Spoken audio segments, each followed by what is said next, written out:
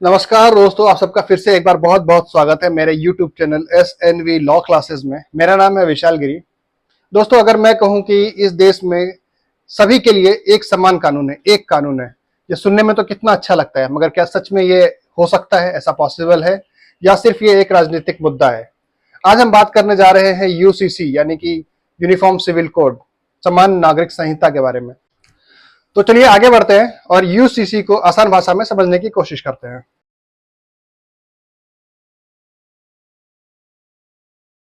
UCC यानी कि uniform civil code, ये वो कानून है जो भारत के सभी नागरिकों के लिए समान नियम लागू करता है, चाहे वो किसी भी धर्म, किसी भी संप्रदाय या किसी भी जाति से क्यों ना हो। अगर हम मौजूदा समय की बात करें तो मौजूदा समय में भारत के अंदर अलग अलग धर्मों के लिए अलग अलग पर्सनल लॉ चल रहे हैं। जैसे कि अगर हिंदुओं की बात करें तो हिंदुओं के लिए हिंदू मैरिज एक्ट है, मुस्लिमों के लिए मुस्लिम पर्सनल लॉ है और ईसाइयों के लिए ईसाई मैरिज एक्ट है। ये पर्सनल लॉज शादी, तलाक, बच्चों को गोद लेना या फिर संपत्ति जैसे मामलों में अलग अलग नियम और कानून बनाते हैं।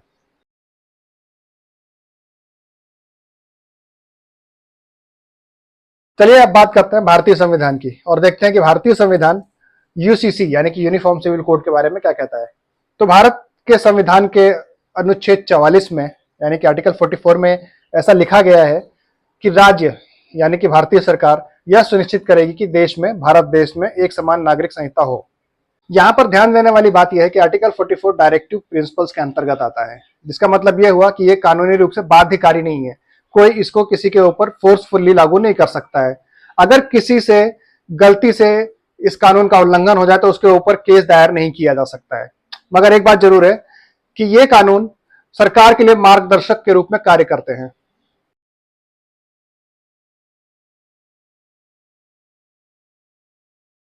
चलिए अब जाते हैं इतिहास के पन्नों में और वहां पर यूनिफॉर्म सिविल कोड से संबंधित जितने भी विवाद हैं उनमें से कुछ विवादों के बारे में जानने की कोशिश करेंगे।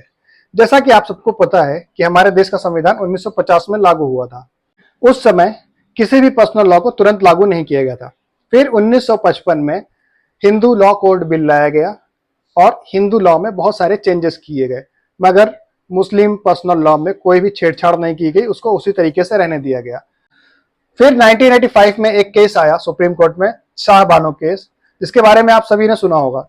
इस केस में सुप्रीम कोर्ट ने एक मुस्लिम महिला जिसका नाम शाह बानो था, उसको उसके पति से गुजारा भत्ता देने का ऑर्डर पास किया था। मगर इस कानून के खिलाफ उस समय की तत्कालीन गवर्नमेंट, राजीव गांधी गवर्नमेंट ने संसद में एक कानून पास कर दिया, जिससे कि यूनिफॉर्म सिविल कोड को लेकर विवाद और भी गहरा होता चला गया।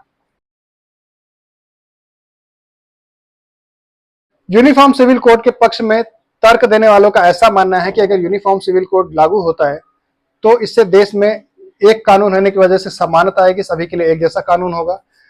दूसरा उनका मानना है कि अगर ये कानून लागू होता है तो महिलाओं के अधिकार और मजबूत होंगे, खासतौर से तलाक और प्रॉपर्टी को लेकर। और तीसरा उनका ऐसा मानना है कि अगर ये कानून लागू होता है तो समाज में दृढ़ता, एकता और राष्ट्रवाद बढ़ेगा।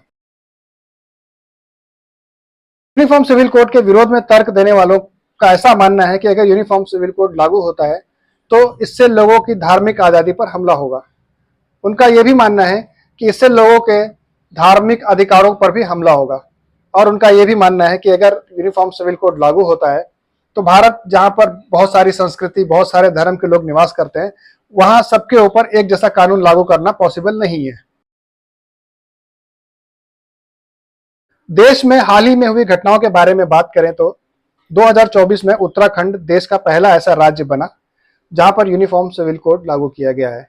यूनिफॉर्म सिविल कोड लागू होने की वजह से वहां पर राज्य के सभी नागरिकों के लिए समान कानून है, जैसे कि शादी, तलाक, बच्चे गोद लेना और प्रॉपर्टीज से रिलेटेड जितने भी कानून हैं, सारे के सारे कानून एक जैसे बना दिए गए हैं।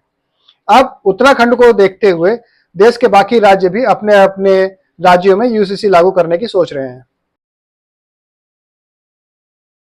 यूनिफॉर्म सिविल कोड एक अच्छा विचार हो सकता है, मगर इसको लागू करने से पहले देश के सभी समुदायों से बैठकर बातचीत करना बहुत जरूरी है। वैसे आपको क्या लगता है, यूनिफॉर्म सिविल कोड लागू होना चाहिए या नहीं लागू होना चाहिए? आप मुझे कमेंट करके जरूर बताइए। और मेरे द्वारा बनाया गया यूनिफॉर्म सिविल कोड के ऊपर ये वीडियो आपको कैसा लगा, आप ये भी मुझे कमेंट करके बता सकते हैं। अगर आपको ये वीडियो अच्छा लगा हो तो आप अपने दोस्तों तक इसको ज्यादा से ज्यादा शेयर कीजिए। मिलते हैं अपने अगले वीडियो में बहुत ही जल्दी। तब तक के लिए नमस्कार, धन्यवाद।